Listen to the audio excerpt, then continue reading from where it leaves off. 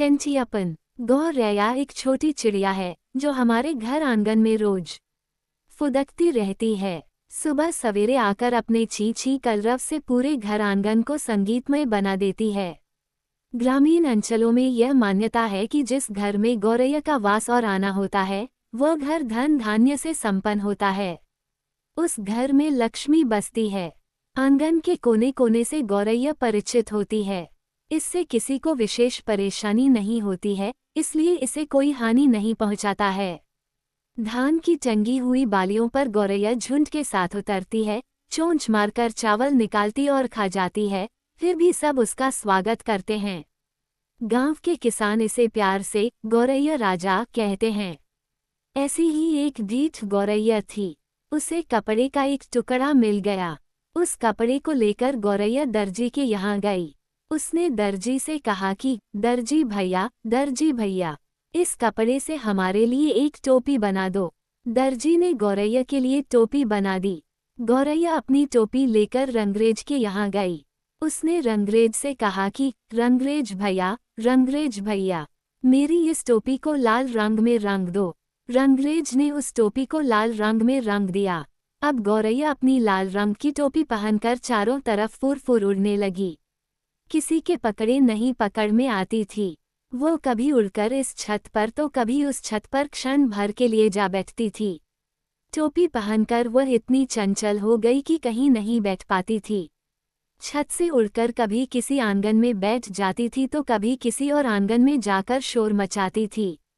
लोग लाल टोपी वाली गौरैया को देखकर प्रसन्न होते थे, खूब तालियां बजाते थे। उछलती कूदती फुदकती गौरैया राजा के बड़े महल की छत पर जाकर बैठ गई।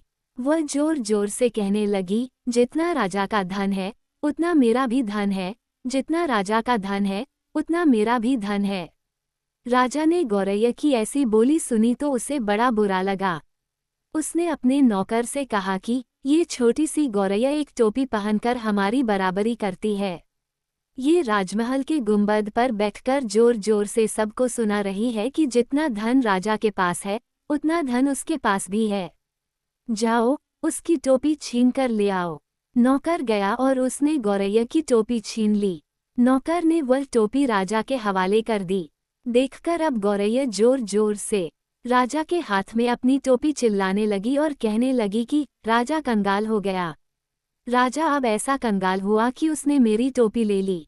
महल के चारों तरफ उड़ उड़कर गौरैया जोर जोर से यह बात कहने लगी। इस बात को सुनकर राजा ने नौकर से कहा कि गौरैया अब हमको कंगाल बोल रही है। जाओ, उसकी टोपी उसे दे दो।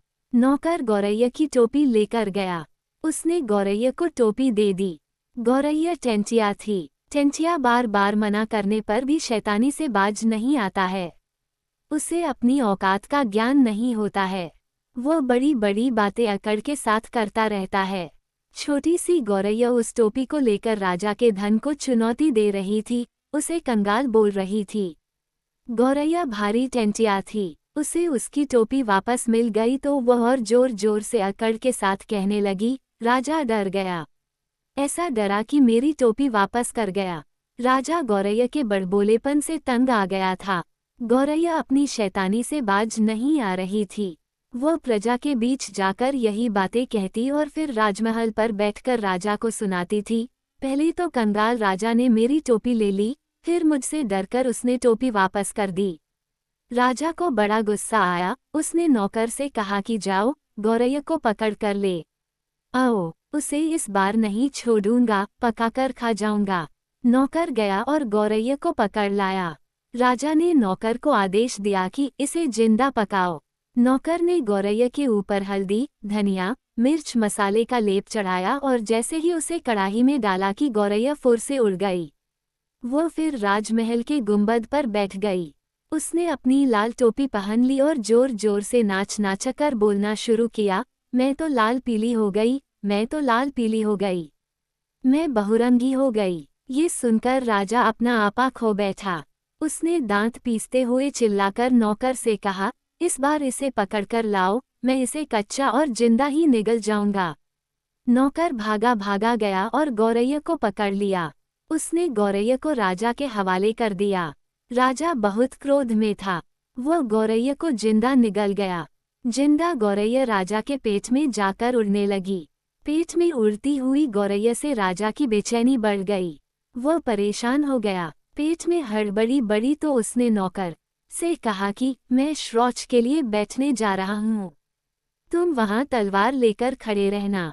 जैसे ही गौरैया पेट में से बाहर निकले तो तुम उसे तुरंत ही तलवार से काट देना।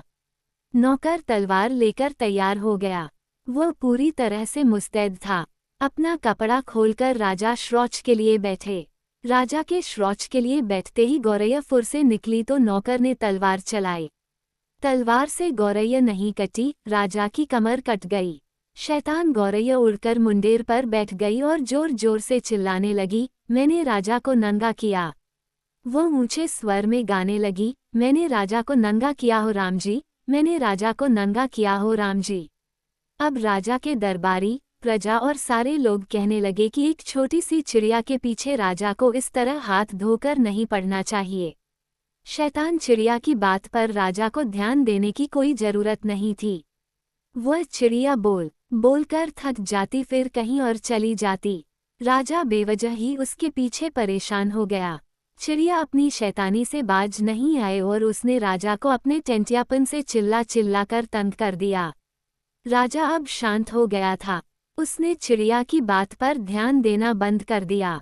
थोड़ी देर के बाद गौरैया अपनी लाल टोपी पहनकर शैतानी करने के लिए कहीं और चली गई।